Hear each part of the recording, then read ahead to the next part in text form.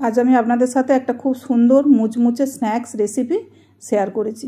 খুব সুন্দর, একদম টেস্টফুল, মানে খুবই সুন্দর হয়। এটা ডাল অন্যর সাথেও খুব সুন্দর খেতে লাগে। এছাড়া যদি আপনারা বিকেলে স্ন্যাক্স হিসাবে খেতে পারেন, বা আমরা বাঙালিরা আমরা মুড়ি দিয়ে তো খুবই পছন্দ করি খেতে, তো আপনারা বাড়িতে এটা অবশ্যই একবার আমার টিপস ফলো করে তৈরি করবেন। হরে কৃষ্ণ, প্রণাম। আমি সদানন্দিনী মালিনী দেবী দাসী, রাধারানীস কিচেনে আপনাদের সবাইকে স্বাগত। আজ আমি ভগবানের জন্য একটা সুন্দর পকোড়া রেসিপি তৈরি করে দেখাবো। তো এই রেসিপিটা তৈরি করার জন্য এখানে আমি থোড় নিয়েছি, একটা মাঝারি একটুখানি থোড়টা আমার খুব ছোটোই ছিল, তাকে আমি ছাড়িয়ে তখন সরু সরু করে বানিয়ে নুন দিয়ে ভিজিয়ে রেখেছি যাতে একটু নরম হয়ে যায়। এখানে লবণ রেখেছি, কাঁচা লঙ্কা ছোটো ছোটো করে বানানো আছে, আর আদা গ্রেট করা আছে।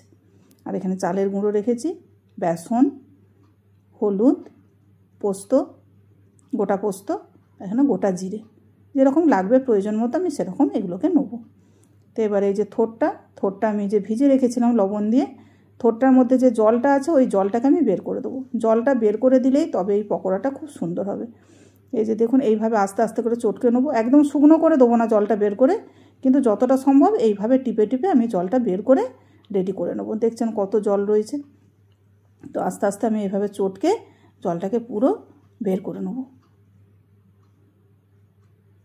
দেখুন আমি জলটাকে বের করে দিয়েছি। এটা কিন্তু খুব শুকনোও নয়, আবার একদম সেই জল জলে ভাবটা ওটাও নেই। দিয়ে এবার আমি পকোড়াতে যা যা জিনিসগুলো নিয়েছিলাম, পকোড়াটা যাতে টেস্টি হয় সেই জন্য আমি একটু পোস্ত দানাও দিলাম 1 চামচের মতো, আর ওই 1/2 চামচের মতো একটু গোটা জিরে দিলাম। গোটা জিরেটা পকোড়াতে খুব সুন্দর টেস্ট আনে। আর কাঁচা লঙ্কা তো দিতেই হবে। আর এতে কিন্তু ধনেপাতা একদম দেয়া চলবে না, ধনেপাতা দিলে এর টেস্ট খুব একটা ভালো হবে না। আর এতে লবণ দিয়ে আমি ভিজিয়ে রেখেছিলাম, কিন্তু আবার বেসন চালের গুঁড়ো দেবো বলে আমি সেই পরিমাণ অল্প একটু লবণ এতে দিয়ে দিলাম। আর এবারে চালের গুঁড়ো দেবো 2 চামচ, আর যতটা চালের গুঁড়ো দেবো তার ডবল বেসন দেবো, 4 চামচ বেসন দেবো। আর এতে কিন্তু বেকিং পাউডার, বেকিং সোডা কিচ্ছু দেওয়ার দরকার নেই, এমনিই এটা সুন্দর হবে। আর কালারের জন্য হলুদ দিয়ে দেবো। দিয়ে এগুলোকে আমি হাতে করে সুন্দর করে মাখবো।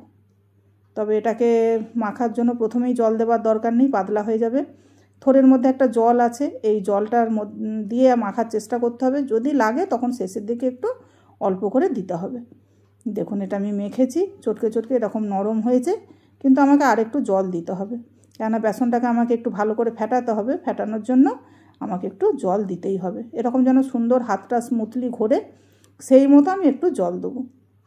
দেখুন আমি প্রায় 3 মিনিট ধরে ফেটিয়ে নিয়েছি। এটা অনেকটা ফ্লফি হয়ে গেছে, হালকা হয়ে গেছে, তো কালারটাও কত সুন্দর হয়েছে। এবার আমি এগুলোকে ভাজবো। তেলটা আমার গরম হয়ে গেছে, তেলটা আমি মানে বেশি গরম করে নেবো, করে নিয়ে আঁচটাকে আমি মিডিয়াম করে দেবো। হাই ফ্লেমে ভাজবো না, কিন্তু তেলটা আগে গরম করে নেবো ভালো করে। নিয়ে এবার পকোড়াগুলোকে আমি সব দেবো। আমার যেহেতু কম, আমার একবারেই হয়ে যাবে। তো আপনারা জিনিসটাকে যদি বেশি করতে চান বেশি করবেন, যার যেমন ফ্যামিলির মেম্বার সেরকম করবেন। আমার কম বলে, কম মেম্বার, সেই জন্য আমি একটু কমই করেছি। এবার আমি পকোড়াগুলোকে সব দিয়ে দেবো, মানে যেটুকু আছে আমার একটা কড়াতেই আমার পুরো ধরে যাবে। সবগুলোকেই দিয়ে দেবো, একটা মাঝারি সাইজ করে দিয়েছি। দেখুন পকোড়াগুলো দিয়েছি, একদম আঁচ মিডিয়াম করা রয়েছে, একটা দিক ভাজা হয়ে গেছে। এবার আমি উল্টে দেবো, উল্টে দিয়ে আর একটা দিককে ভেজে নেব। আস্তে আস্তে করে খুন্তি করে উল্টে দিতে হবে, আর অবশ্যই মিডিয়াম আঁচে ভাজতে হবে, হাই ফ্লেম দেওয়া যাবে না, তাহলে ভেতরটা হবে না। সেই জন্য অল্প আঁচ দিয়ে ধীরে সুস্থে ধৈর্য নিয়ে একটু ভাজতে হবে। আর খুবই টেস্টফুল পকোড়া। দেখুন আমি সবগুলোকে উল্টে নিয়েছি, দুটো দিকই ভাজা হয়ে গেছে। এবার আমি গ্যাসের ফ্লেম বাড়িয়ে দেবো, মানে দুটো দিক ভাজা হয়ে যাওয়ার পর গ্যাসের ফ্লেমটাকে বাড়িয়ে দিতে হবে, বাড়িয়ে দিয়ে উল্টে পাল্টে লাল করে ভেজে নিতে হবে। দেখুন আমরা বাঙালিরা একটু পকোড়া টকোড়া খেতে পছন্দ করি, সেই জন্য আমি মাঝে মাঝে বিভিন্ন রকমের পকোড়া আপনাদের সাথে শেয়ার করি। আজও এরকম একটা ইউনিক পকোড়া আপনাদের সাথে শেয়ার করলাম। তা আপনাদের যদি ভালো লাগে অবশ্যই আমাকে লাইক কমেন্ট শেয়ার করবেন। এবার আমি ভগবানের জন্য রেডি করে নিয়েছি, তুলে নিয়ে পকোড়া কিন্তু একটু গরম গরমই ভগবানকে নিবেদন করতে হবে। আর আমি কয়েকটা লঙ্কাও ভেজে নিয়েছি, লঙ্কাগুলো কিন্তু ভাজা লঙ্কা খেতে খুব ভালো লাগে। তা আমি এবারে তুলসী পত্র দেবো, নিবেদন করব। হরে কৃষ্ণ। ভুল ত্রুটি হলে ক্ষমা করবেন।